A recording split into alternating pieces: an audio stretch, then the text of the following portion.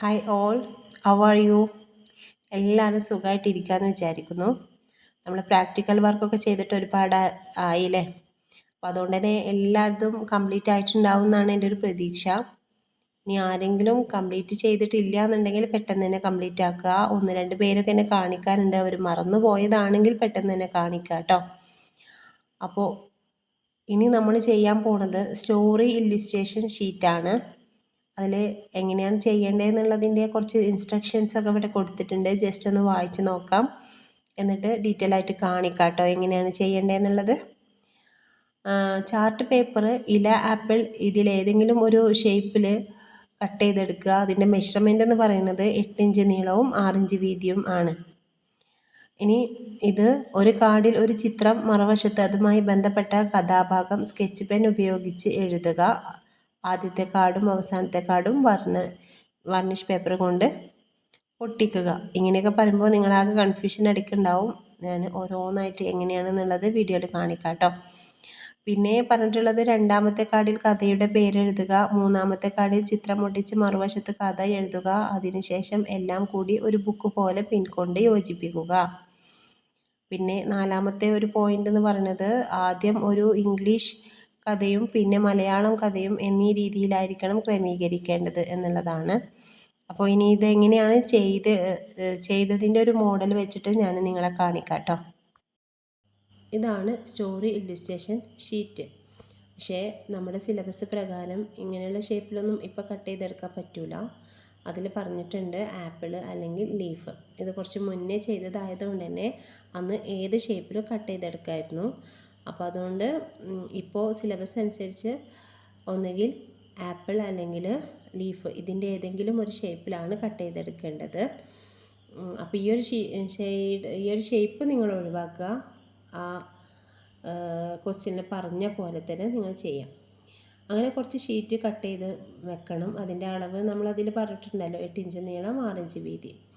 അങ്ങനെ ആ ഒരു അളവിൽ കുറച്ച് ഷീറ്റ് കട്ട് ചെയ്തെടുക്കുക. അതിൽ ഫസ്റ്റ് ഇതെല്ലാം കൂടെ പിൻ ചെയ്ത് വെക്കാനാണ്. ആദ്യം എല്ലാം എഴുതിയതിന് ശേഷം പിൻ ചെയ്ത് വെക്കുന്നതാവും നല്ലത്. ഇത് അതിൻ്റെ കവർ പേജാണ്. പറഞ്ഞിട്ടുണ്ടല്ലോ, കവർ പേജ് വാർണിഷ് പേപ്പർ കൊണ്ട് കവർ ചെയ്യണം എന്നുള്ളത്. ഇതാണ് ഫസ്റ്റ് പേജ്. കുറച്ചുകൂടെ ഒന്ന് ഭംഗിയാക്കാൻ വേണ്ടി ഇങ്ങനെയൊക്കെ ചെയ്തു എന്നേ ഉള്ളൂ. നിങ്ങൾക്കും ചെയ്യാം. വാർണിഷ് പേപ്പർ കൊണ്ട് കവർ ചെയ്തതിന് ശേഷം നിങ്ങൾക്കും ഒന്നുകൂടെയൊക്കെ വൃത്തിയാക്കാം, ഭംഗി കൂട്ടാം. ഇനി ചെയ്തില്ലാന്ന് വെച്ചിട്ട് പ്രശ്നമൊന്നുമില്ല. അപ്പോൾ ഇങ്ങനെ ഫസ്റ്റ് പേജ് ഇങ്ങനെ വരും. സെക്കൻഡ് പേജ് ഇതാ സ്റ്റോറി ഇല്ലുസ്ട്രേഷൻ ഷീറ്റ് എന്ന് എഴുതിയിട്ടുണ്ട്. തേർഡ് പേജിൽ ഒരു കഥയാണ്, മലയാളം കഥയാണ് എഴുതിയിട്ടുള്ളത്. അപ്പോൾ അതിൻ്റെ ഹെഡിങ് ആണ് ഇവിടെ കൊടുത്തിട്ടുള്ളത്, നക്ഷത്രക്കുട്ടന്മാർ. ഇനി ഇതാ സ്റ്റോറി എഴുതിയിട്ടുണ്ട്. ഒരു സൈഡിൽ ഇങ്ങനെ സ്റ്റോറി എഴുതിയിട്ടുണ്ട്. അതിൻ്റെ പിക്ചർ ഇവിടെ വരച്ചിട്ടുണ്ട്. ഇത് വരച്ചതാണ് കേട്ടോ, വരച്ച് കളർ ചെയ്തതാണ്. അപ്പോൾ ഇതുപോലെ നിങ്ങൾക്കും വരക്കാണ് ഏറ്റവും ഉത്തമം. ഇനി വരക്കാൻ തീരെ അറിയാത്തവരാണെങ്കിൽ മാത്രം പിക്ചർ ഒട്ടിക്കുക. ഈ കഥക്ക് അനുയോജ്യമായ പിക്ചർ കഥയുടെ അടുത്ത് തന്നെ ഒട്ടിച്ച് വെക്കുക. പിന്നെ കഥ ഇങ്ങനെ പൂർത്തിയാക്കുകയാണ് ചെയ്യുന്നത്. നെക്സ്റ്റ് പേജുകളിലൊക്കെ കഥ പൂർത്തിയാക്കുകയാണ് ചെയ്യുന്നത്. പിന്നെ വരുന്നത് ഒരു ഇംഗ്ലീഷ് സ്റ്റോറിയാണ്. അതിൻ്റെ പേര് ഇവിടെ കൊടുത്തിട്ടുണ്ട്. ഇതിൻ്റെ ഹെഡിങ് ആണ് കേട്ടോ. അത് കഴിഞ്ഞ് സ്റ്റോറി എഴുതിയിട്ടുണ്ട്. പിന്നെ സ്റ്റോറിക്ക് അനുയോജ്യമായിട്ടുള്ള പിക്ചർ വരച്ചു കൊടുത്തിട്ടുണ്ട്.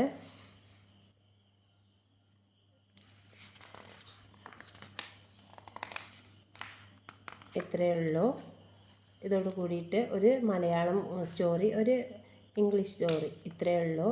ഇതോട് കൂടിയിട്ട് നമ്മുടെ സ്റ്റോറി ഇല്ലുസ്ട്രേഷൻ ഷീറ്റ് ഇവിടെ കംപ്ലീറ്റ് ആവണം. ലാസ്റ്റിലെ പേജും കവർ ചെയ്തിട്ടുണ്ട്.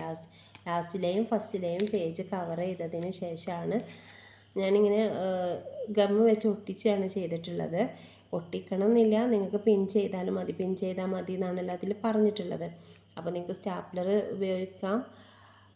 അതല്ലെങ്കിൽ ജസ്റ്റ് മുട്ട് പിന്നുകൊണ്ട് ഇങ്ങനെ അറ്റാച്ച് ചെയ്തെടുത്താലും മതി. ഫസ്റ്റ് ഷീറ്റും ലാസ്റ്റ് ഷീറ്റും നന്നായിട്ട് കവർ ചെയ്തെടുക്കുക. പിന്നെ ഇതിൽ ഇത്ര പേജ് വേണം എന്നുള്ളൊരു കണക്കൊന്നുമില്ല കേട്ടോ. നിങ്ങളുടെ കഥ എഴുതി തീരുന്നത് വരെയാണ്. അപ്പോൾ ഷോർട്ടായിട്ടുള്ള കഥയൊക്കെയാണെന്നുണ്ടെങ്കിൽ അതിനനുസരിച്ചുള്ള പേജേ വേണ്ടി വരുള്ളൂ.